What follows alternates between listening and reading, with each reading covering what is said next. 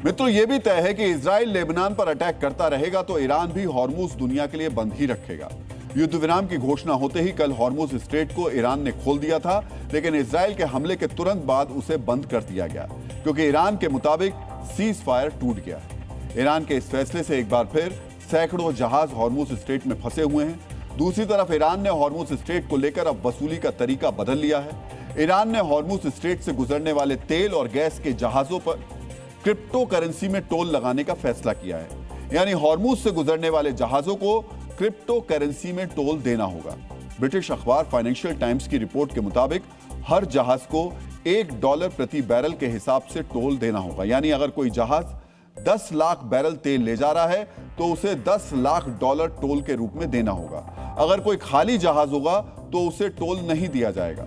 Toll का भुगतान crypto currency में करना होगा, मुख्य रूप से बिटकॉइन में यह पेमेंट देना होगा।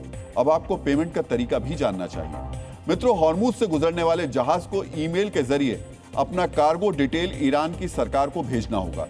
ईरान कार्गो डिटेल के आधार पर यह तय करेगा कि उस जहाज से कितना टोल लिया जाए। टोल का आकलन करने के बाद ईरान क्रिप्टो करेंसी में पेमेंट करने का निर्देश जहाज को देगा। खास बात यह है कि पेमेंट के लिए जहाजों को कुछ ही सेकंड का समय मिलेगा। इसका कारण यह है कि ईरान नहीं चाहता कि कोई इस लेन देन को ट्रेस कर सके। भुगतान मिलने के बाद जहाज को एक पासपोर्ट या मंजूरी मिलेगी। इसके बाद ही जहाज को हॉर्मुज स्ट्रेट से सुरक्षित जाने की अनुमति होगी। ईरान अभी से ही इस व्यवस्था को लागू करने की कोशिश कर रहा है। ईरान पहले टोल की वसूली चीन की करेंसी युआन में करना चाह रहा था। यहां तक कि कुछ जहाजों ने युआन में भुगतान भी किया था, लेकिन युआन के मुकाबले क्रिप्टो करेंसी के फायदों को देखते हुए ईरान ने क्रिप्टो करेंसी पर जोर दिया है। अब आपको क्रिप्टो करेंसी की उन विशेषताओं के बारे में भी जानना चाहिए जिसकी वजह से ईरान ने टोल वसूली का यह प्लान बनाया।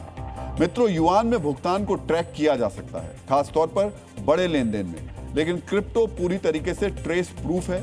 यह बैंकिंग सिस्टम से बाहर है, इसीलिए इसे ट्रैक करना बेहद मुश्किल है। क्रिप्टो में वसूली के पीछे ईरान का दूसरा मकसद है आर्थिक प्रतिबंधों से खुद को बचाना।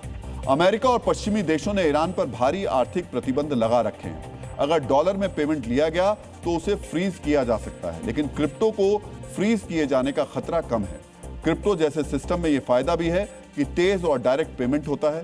बिटकॉइन में पेमेंट वॉलेट टू वॉलेट होता है, पैसा तुरंत ईरान के पास पहुंच जाएगा। इन्हीं खूबियों की वजह से ईरान ने क्रिप्टो को पेमेंट के रूप में चुनने का फैसला लिया है। इस खबर के बाद बिटकॉइन के दाम में 5% का उछाल आया है, क्योंकि क्रिप्टो मार्केट में इससे उत्साह का माहौल है। मित्रों, ईरान का यह प्लान उसके लिए फायदेमंद है। यही वजह है कि वो इसे लागू करने जा रहा है, लेकिन दुनिया के लिए यह नुकसानदेह है। ये कैसे नुकसानदेह है, अब आप इसे समझिए। पहली दिक्कत यह है कि इससे तेल की लागत कम से कम $1 प्रति बैरल बढ़ जाएगी। भारत हॉर्मुज के जरिए बड़ी मात्रा में अपनी जरूरत का कच्चा तेल और गैस आयात करता है। $1 के हिसाब से भारत का सालाना तेल और गैस आयात बिल लगभग 9,000 करोड़ रुपए बढ़ जाएगा और यह पैसा अंत में देना ही पड़ेगा। दूसरी चिंता यह है कि टोल वसूलने पर हॉर्मुज स्ट्रेट से जहाजों का आवागमन धीमा हो जाएगा। ईरान टोल के लिए जहाजों की जांच करेगा, इसके बाद भुगतान मांगेगा। इसमें समय लगेगा, जिससे तेल की सप्लाई में देरी होगी। युद्ध से पहले तक जहाजों को इस तरीके की किसी भी प्रक्रिया से गुजरना नहीं पड़ता था। साथ ही ये प्लान लागू होने से हॉर्मुज पर ईरान का कंट्रोल पूरी तरह स्थापित हो जाएगा।